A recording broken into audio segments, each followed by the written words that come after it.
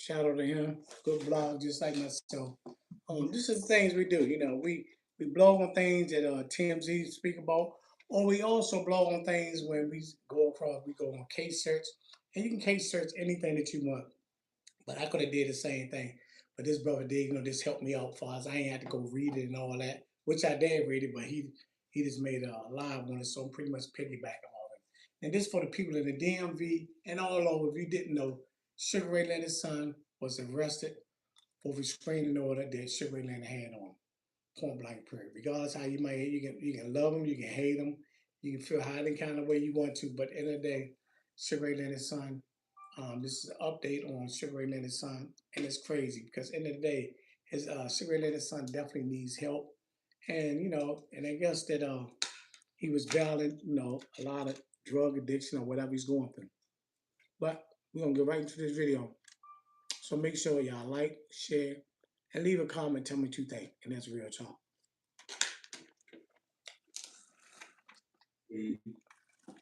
Listen. Yeah, fam.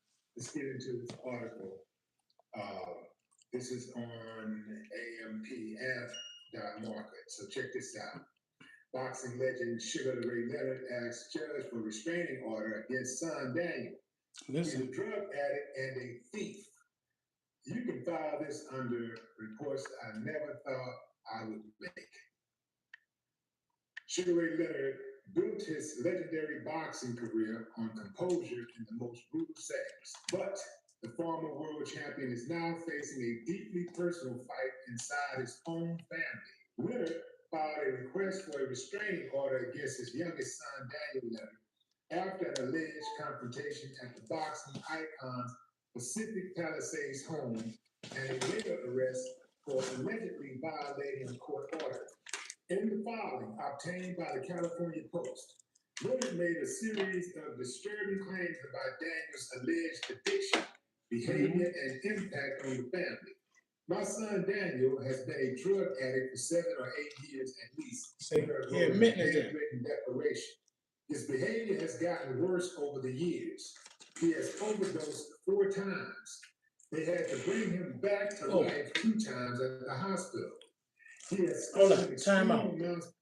He said he overdosed. So what you think he overdosed on? Do you think he was overdosed on regular crack? And then this was shaped. I just want to back this up a little bit. Ray Leonard admitted himself. He said my son had an addiction for at least 7 to 8 years already. He overdosed. You can't overdose on the weed. Don't get right to it. Obtained by the California Post. It's on Ray Leonard's son now. Disturbing claims about Daniel's alleged addiction, behavior, and impact on the family. My son Daniel has been a drug addict for 7 or 8 years at least, Leonard wrote in a handwritten declaration. His behavior has gotten worse over the years. He has overdosed 4 times.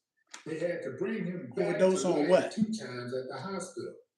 He has stolen extreme amounts of money, valuable items.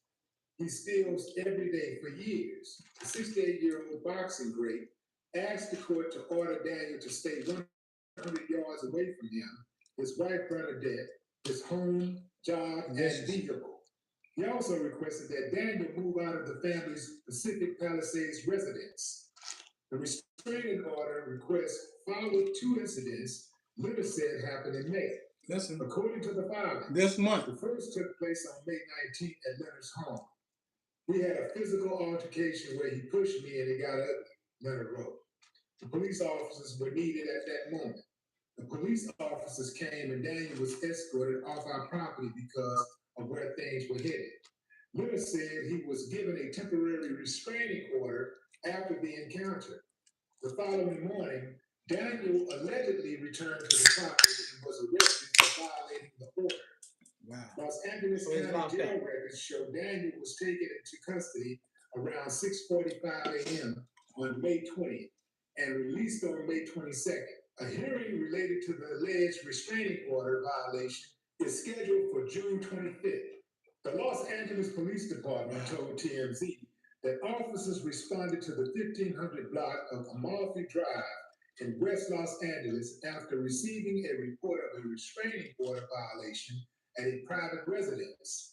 Security personnel reportedly contacted authorities after Daniel allegedly tried exterior door handles before officers found him near a pool house. A judge granted part of Leonard's request, ordering Daniel stay at least 100 yards away from Leonard and Bernadette and to move out of the home. The judge said additional facts were needed for the order to include Leonard's adult daughter, Camille, as a protected party. The temporary order is set to remain in place until June 15th, when a hearing is scheduled to consider whether it should be extended. Leonard's filing made clear the emotional weight behind the legal move. I love my son, but he has become a danger not only to himself, but to his family, Leonard wrote. My wife is extremely afraid along with my daughter, Camille. He added, his behavior has gotten worse every day. We haven't had a day of peace in 9 years, which is the reality of his addiction. Scared for my family. Then it goes on to talk about Sugar Ray Leonard's boxing record, 36-3-1. He was one of the most celebrated champions in boxing history. He did become the face of the sport at one point. Daniel is the youngest of Sugar Ray Leonard's 4 children. The former champion shares Daniel and Camille with Bernadette, whom he married in 1993, and has 2 older sons, Ray Charles Jr. and Jarrell, with ex-wife Juanita Wilkinson. Ain't that something, fam? How when you get older, it don't matter how tough you were. When you get older, you get fragile. You know, like Without a his doubt. son trying. You can't imagine anybody running up on Sugar. It's Sugar Ray Leonard, man. Even at 68, I'm pretty sure he can still do some damage. Obviously, he's not in tip top like he was, in his prime. But Sugar Ray Leonard still look like he in good shape, especially to be his age. And I'm pretty sure he could have put hands on his son even at 68.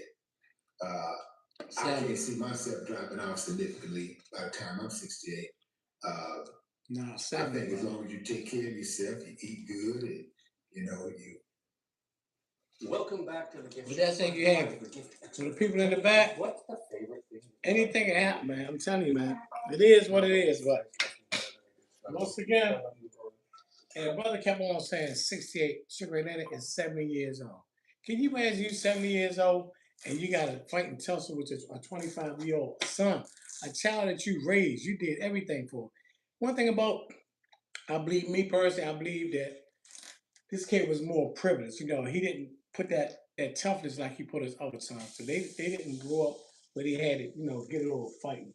But I want to say if we gonna have the same toughness and all this shit over that jail. I think you'd be all right, Get your rest, drink a lot of water.